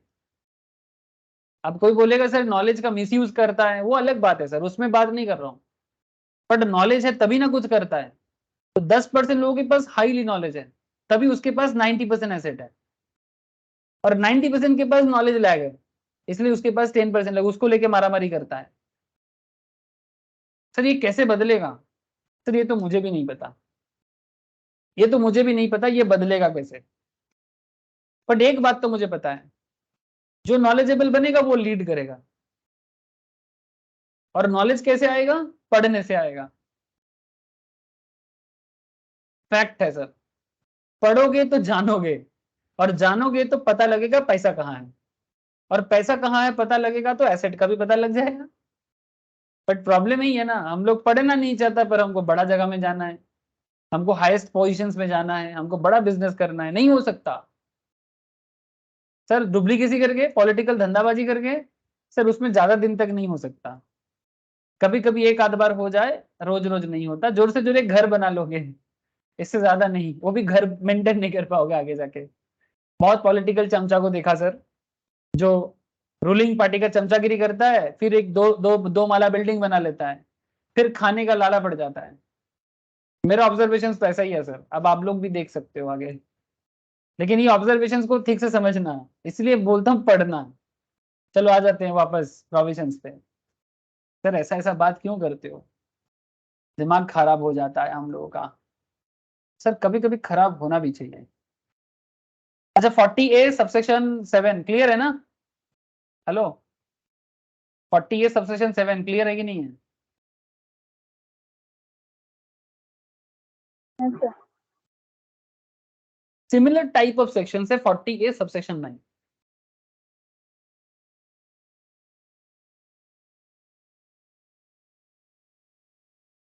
ये जो 40A सबसेक्शन 9 को डेवलप किया गया, ये भी उसी तरह का है। एम्प्लॉयर कंट्रीब्यूट करता है फंड्स में, ट्रस्ट में, एक्सेट्रा में।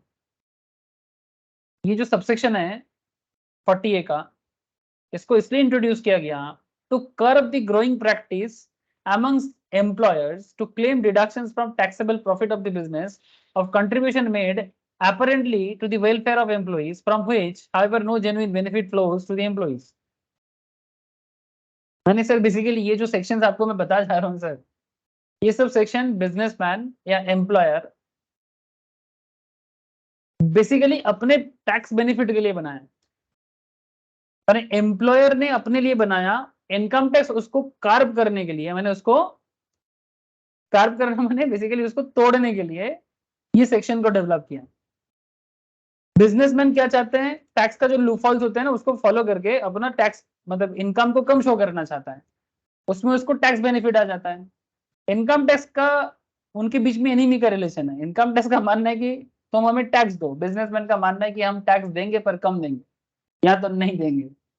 ठीक है, तो बिजनेसमैन क्या करता है, फंड बनाते हैं और फंड का नाम देते हैं वेलफेयर ऑफ एम्प्लॉय फंड, ठीक है। बट एम्प्लॉय वेलफेयर के लिए फंड बनाते हैं, बट उसका बेनिफिट एम्प्लॉइज तक नहीं पहुंचते हैं। कौन करता है ऐसा? एम्प्लॉयर करते हैं, ऐसा देखा गया है। एम्प्लॉय वेलफेयर के लिए फंड बनाया जाता है, पर एम्प्लॉय को उसका बेनिफिट ही नहीं मिलता है, इंडस्ट्री में देखा गया है। No genuine benefit flows to the employees.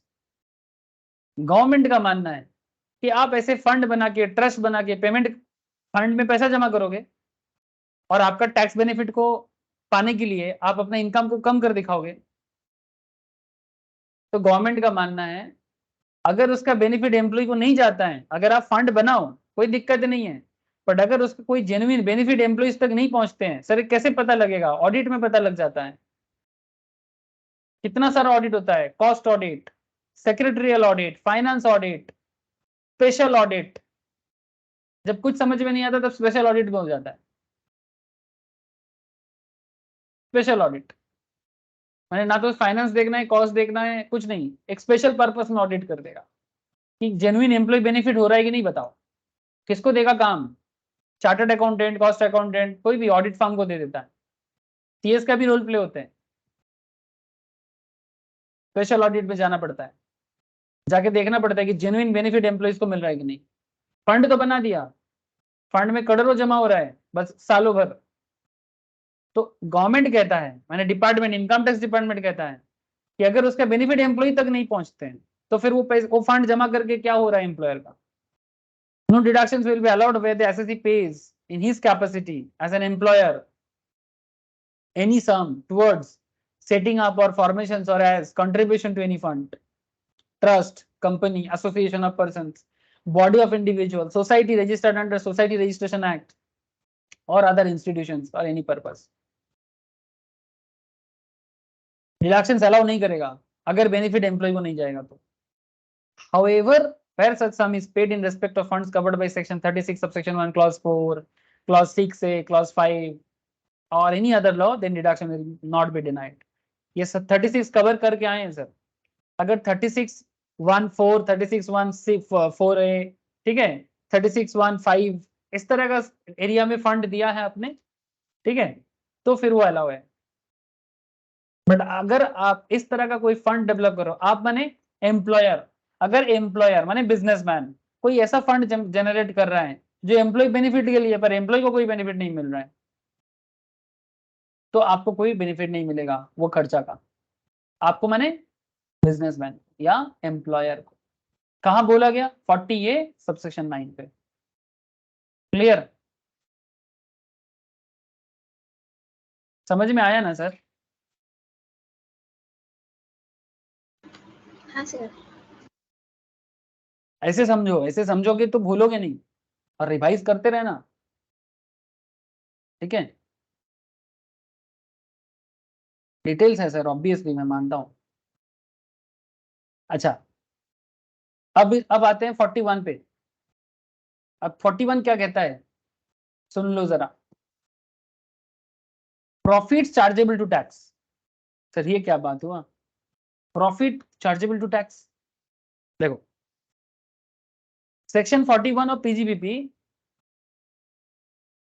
Profit chargeable to tax के बारे में बात करता है। When deduction was allowed in respect of loss, expenditure or trading liability or any or for any year and subsequently during any previous year, the assessee or successors of the business has obtained any amount in respect of such loss or expenditure or some benefit in respect of such trading liability by way of remissions or cessations thereof, the amount obtained or the value of benefit accrued shall be deemed to be the income of the previous year in which such benefit was obtained.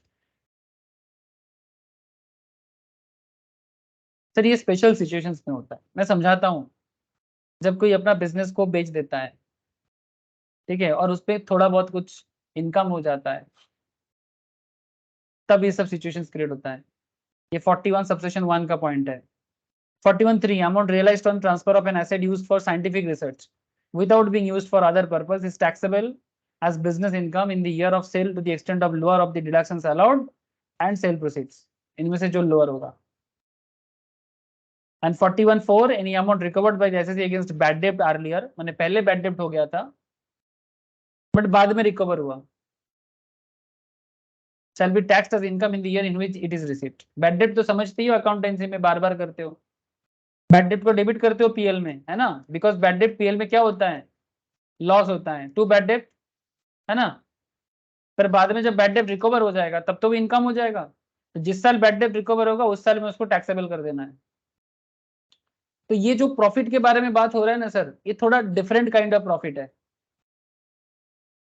कभी bad डेब्ट recover होना, कभी business sell करके कुछ income हो जाना, या फिर कोई एसेट को साइंटिफिक रिसर्च के पर्पस में बेच के, जो साइंटिफिक रिसर्च में यूज होने वाले एसेट्स हैं, amount realised on transfer of an asset used for scientific research without being used for other purpose is taxable as business income in the year of sale to the extent of lower of deductions allowed under section 35 subsection 1 clause 4। ये पहले भी बात हो चुका है। And cell proceeds इनमें से जो लोअर होगा वो आपको बेनिफिट में चार्जेबल टू टैक्स होगा। अब अगर इस पॉइंट को थोड़ा डिटेल्स में पढ़ा जाए तो अच्छा रहेगा, थोड़ा सा डिटेल्स में बता देता हूँ कि क्या कहानी इसके पीछे छुपा हुआ है। ऐसे आप लोग समझ गए सर। देखो ये जो पर्टिकुलर सेक्शंस है 41, this section enumerate certain receipts which are deemed to be income under the head of business और प्रोफेशंस। आप कुछ पैसा कमाते हो, कुछ रिसीव करते हो as a employer, as a businessman, basically as a businessman, such receipts would attract charge even if the business from which they arise had ceased to exist। माने आपको जो पैसा मिला है वो पैसा, मतलब आपको जो पैसा रिसीव हुआ है ना, जिस बिजनेस के कारण रिसीव हुआ है वो बिजनेस अभी है ही नहीं, मानो पहले का कोई बिजनेस है, बेच के निकल गए थे बट अब पैसा मिला। Even if the business from which they arise had ceased to exist prior to the year in which the liability under this section arises, the particular of such receipts are given below। माने आपको अचानक से कुछ पैसा मिलता है, ऐसा नहीं बाई लक नहीं सर, प्रोसेस के ऊपर बेस करके हुआ है। आपको कुछ पैसा रिसीव होता है पर जो may be which they arise had ceased to exist prior to the year in which the liability under this section arises। माने ये पर्टिकुलर रिसीव आपको बाद में हो रहा है, हो सकता है कि वो बिजनेस अभी है ही नहीं आपके पास, माने बेसिकली वो बिजनेस आपका है ही नहीं अभी, और लेकिन उसके ऊपर बेस करके आपने 2022 में 2021 में कोई बिजनेस बेच दिया था, उसका कुछ पेमेंट आपको बाद में मिला है, तो गवर्नमेंट का मानना है कि ये तो आपने प्रॉफिट किया, कुछ इनकम कर दिया। उसी पॉइंट को बता रहे सर। रेमिशन माने रेमिट करना या सीजेशन ऑफ ट्रेडिंग लायबिलिटी, किसी को ट्रांसफर कर देना या बंद कर देना। समझाता हूं। Suppose an allowance or deductions has been made in any assessment year in respect of loss, business में लॉस है या बिजनेस में कोई खर्चा है, और ट्रेडिंग लायबिलिटी इनकर्ड बाय ए, मैंने आप बिजनेस कर रहे हो, कुछ लायबिलिटी जनरेट हुआ है ना, लोन वगैरह लिया है, क्रेडिटर का पैसा बाकी है। लायबिलिटी माने क्या, बैलेंस शीट में लायबिलिटी क्या होता है, बैलेंस शीट में क्रेडिटर है ना, बैलेंस शीट में लोन, यही सब तो लायबिलिटी है। तो लायबिलिटी इनकर्ड बाय ए माने कोई इंडिविजुअल का बात कर रहा है। Subsequently, if A has obtained, whether in cash or in any manner whatsoever, any amount in respect of such loss or expenditure of some benefit in respect of such trading liability by way of remission or cessations thereof, माने business को किसी को remit कर रहे हैं या business को completely seize कर रहे हैं, उस लॉस के बदले में या बिजनेस सीज करने के मामले में उनको कुछ ना पैसा मिल रहा है, रिसीप्ट हो रहा है, क्योंकि वो बिजनेस रेमिट कर रहा है, ट्रांसफर कर रहा है, अपना बिजनेस लायबिलिटी किसी और को दे रहा है, लेकिन बिजनेस दे रहा है ना, तो बदले में कुछ मिल भी रहा है और लायबिलिटी शिफ्ट कर जा रहा है। लायबिलिटी मिस्टर ए अगर मिस्टर बी को बेच रहे तो लायबिलिटी बी पे चला जाएगा, लेकिन बदले में ए को कुछ मिल भी रहा है। The amount obtained by a और the value of benefit accruing to him shall be taxed as income of that previous year. जिस साल मिलेगा उस साल इनकम टैक्स चार्ज हो जाएगा। It does not matter whether the business or profession in respect of which the allowance or deductions has been made is in existence in that year or not। जरूरी नहीं कि जो business के कारण उनको मिल रहा है वो करंट ईयर में अभी रियल लाइफ में अवेलेबल है या नहीं है, वो पहले का भी बिजनेस हो सकता है, बट कभी आपने वो किसी को रेमिट कर दिया, रेमिशन कर दिया, सीज कर दिया, पर उसका बेनिफिट कुछ आपको अभी रिसीव हो रहा है, आपके पास था, आप उसको दे दिए, अब लाइबिलिटी वो ले रहा है, आपके पास नहीं है, इसको बोल रहे हैं सर रेमिशंस और सिचुएशंस ऑफ ट्रेडिंग लाइबिलिटी, क्योंकि आपने बिजनेस ट्रांसफर कर दिया या किसी भी तरह का पैसा आपको उसके बदले मिला है, या तो उस साल या तो बाद में, जब मिलेगा तब उसको रिसीव माना जाएगा या प्रॉफिट माना जाएगा, उसके ऊपर टैक्स चार्ज होगा। It is possible that after the above allowance in respect of loss, expenditure or trading liability has been given to A, he could have been succeeded in his business by another person. In such a case, the successor will be liable to tax in respect of any such benefit received by him during a subsequent previous year.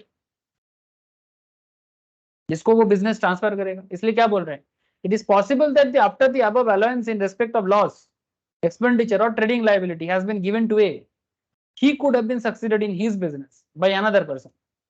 In such a case, the successor माने जिसको बाद में मिला है will be liable to the tax in respect of any such benefit received by him during a subsequent previous year. तो जिसको भी कोई बेनिफिट मिलेगा, कोई प्रॉफिट होगा, उसके ऊपर टैक्स लाइबिलिटी लागू हो सकता है जब बिजनेस ट्रांसफर होगा। जैसे सक्सेसर इन बिजनेस, जैसे कि कैसे कब कब ऐसा होता है, देखो ये जो सिचुएशंस आपको मैं बता रहा हूँ ये कब हो सकता है, where there has been amalgamation of a company, दो कंपनी मिलके एक हो रहा है, अमलगमेशन माने ए प्लस बी होके, मानो एक नाम हो रहा है कि कुछ भी नाम दे दो, अमलगमेट होके ए प्लस बी इक्वल्स टू सी भी हो सकता है, दो कंपनी जोड़ के एक कंपनी बन रहा है,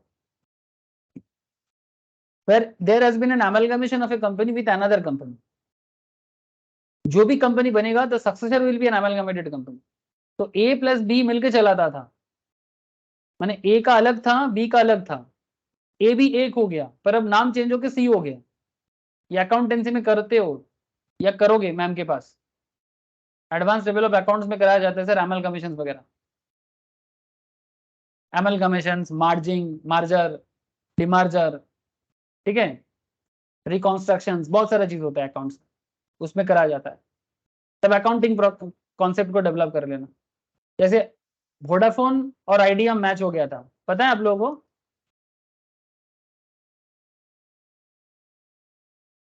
वोडाफोन और आइडिया एक होके क्या बना है सर, वीआई बना था। वीआई बना, कुछ उसी तरह का बात है, वह there is an amalgamation of a company. लेकिन सर एक देखो, एंटिटी का अलग अलग लाइबिलिटी था, अब जब भी हो गया, अब ये अलग हो गया, इसका एंटिटी कॉन्सेप्ट ही बदल गया, इसका लीगल स्ट्रक्चर बदल गया, वही बात कर रहे हैं। Where there is an amalgamation of a company with another company, the successor will be an amalgamated company. ऐसे बहुत एग्जाम्पल हो सकता है। Where a firm carrying on a business or professions, एक फार्म माने कोई partnership company carrying on a business or profession is succeeded by another firm, जो भी फर्म उसको ले लेगा वो अदर फर्म माना जाएगा। In any other case where one person is succeeded by any other person in that business or profession, the other person will be successor, माने किसी और का बिजनेस था, अभी किसी और ने ले लिया।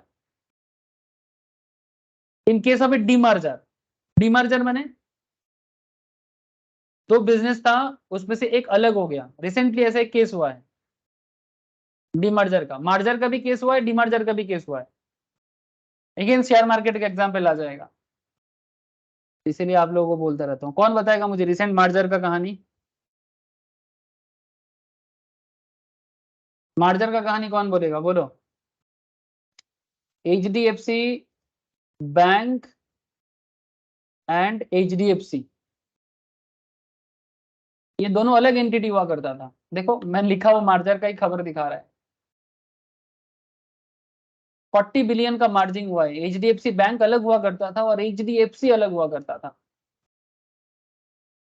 HDFC माने হচ্ছে हाउसिंग डेवलपमेंट फाइनेंस कॉर्पोरेशन, ये सिर्फ हाउसिंग फाइनेंस देता था, और HDFC बैंक माने बैंक, ज्यादातर लोग बैंक को जानते हैं, और HDFC को सिर्फ हाउसिंग फाइनेंस वाले लोग जानते हैं, जिनको घर का लोन चाहिए होता है वो जानते हैं।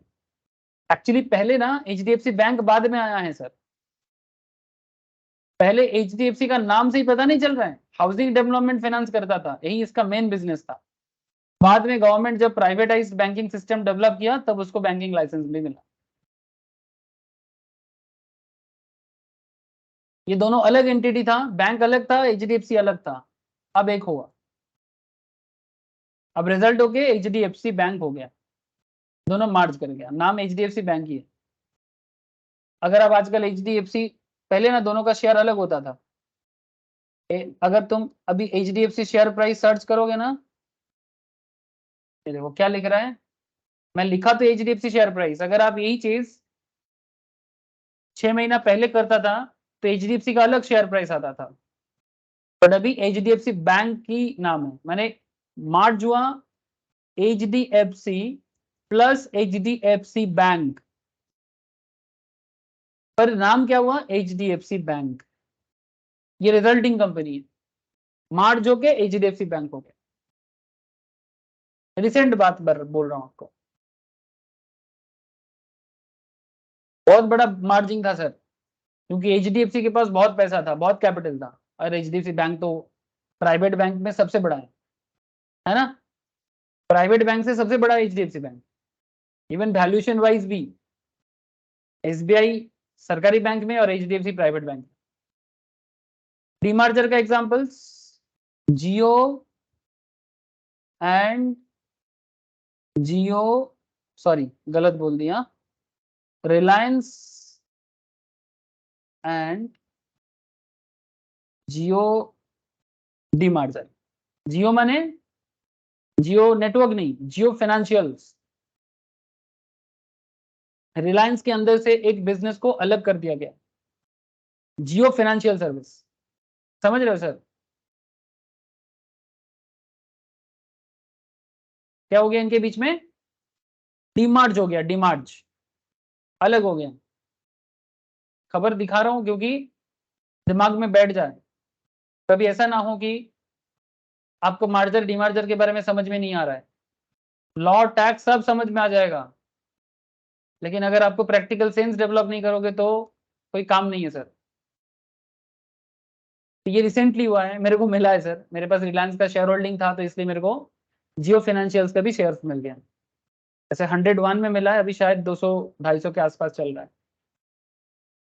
मतलब जिसके पास भी रिलायंस का एक शेयर था उसके बदले उसको जियो फाइनेंशियल्स का एक शेयर मिला है। सर आप तो मालामाल हो गए सर, मालामाल तो सबको ही होते हैं जो भी समझते हैं। ये देखो 261 करके लिस्टेड हुआ था। तो बेसिकली मैं कहना ये चाहता हूँ ये दोनों अलग हो गए, ऐसे तो रिलायंस के अंदर था, पर रिलायंस के अंदर से जियो फाइनेंशियल्स को अलग बना दिया, डीमार्ज हो। समझ में कुछ आ रहा है सर?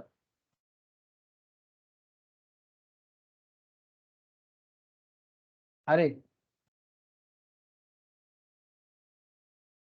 समझ में आ रहा है कि नहीं आ रहा है? Yes sir. बस यही बात कर रहे हैं। अब ट्रेडिंग लायबिलिटी किसके ऊपर जा रहा है? Remissions or cessations of a trading liability includes remissions or cessations of liability by an unilateral act of the assessee by way of writing of such liability in his accounts।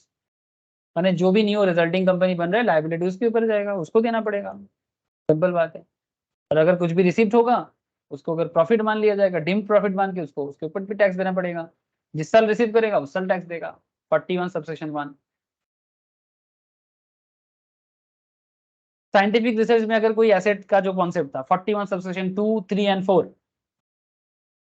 Mainly 41 subsection 3 and 41 subsection 2, balancing charge, sale of capital asset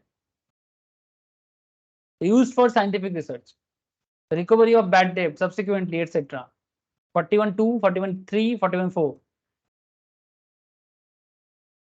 माने basic बात है, scientific research में use करने वाला कोई asset को बेच के आपको कुछ मिला तो उसके ऊपर आपको जो भी प्रॉफिट होगा उसको टैक्स में देना पड़ेगा।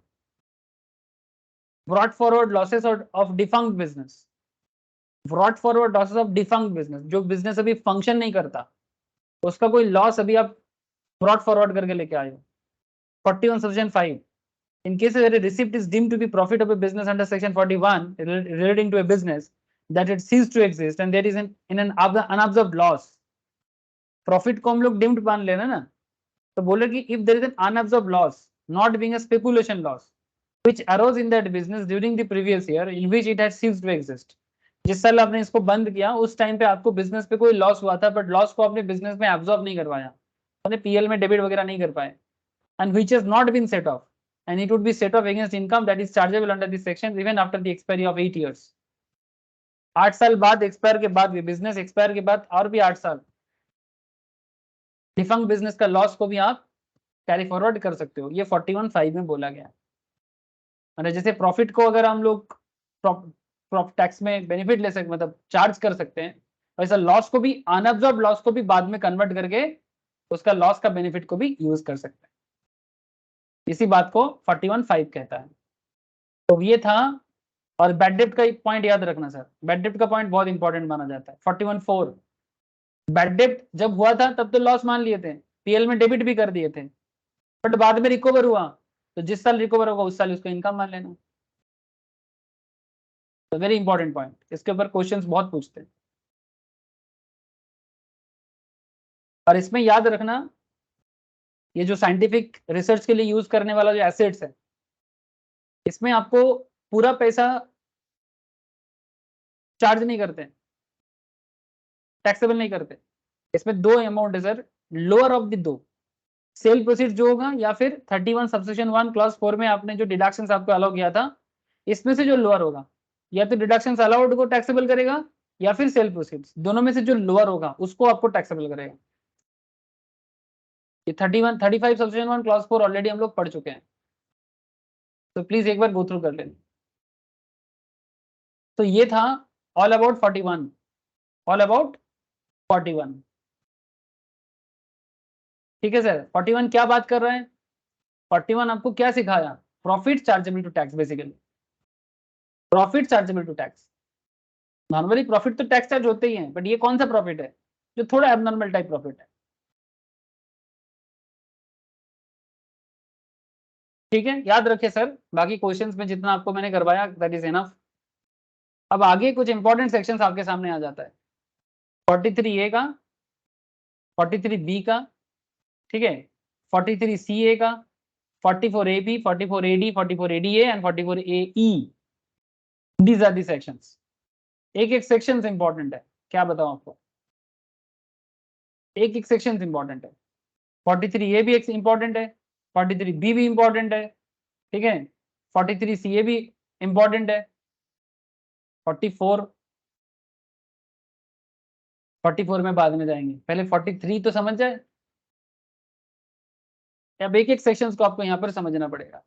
एक काम करता हूँ सर, 43 का चर्चा नेक्स्ट क्लास में करते हैं, 43 एंड 44 दोनों नेक्स्ट क्लास में कर दूंगा।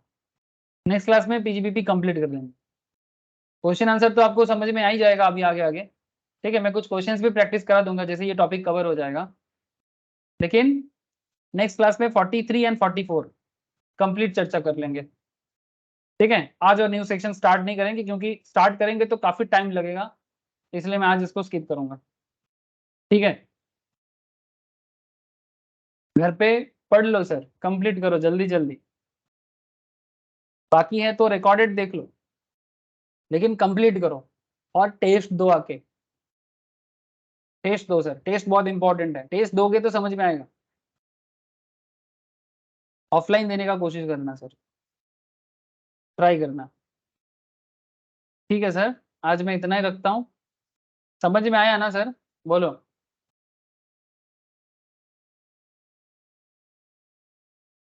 Yes, sir. Yes, sir. Okay sir. Yes sir. ठीक है, आया एक तो कॉल करिस तो। Okay sir. ओके, ठीक है सर, तो फिर आज इतना ही है, bye, good night. Thank you sir. Thank you sir, Thank you, sir. Thank you sir.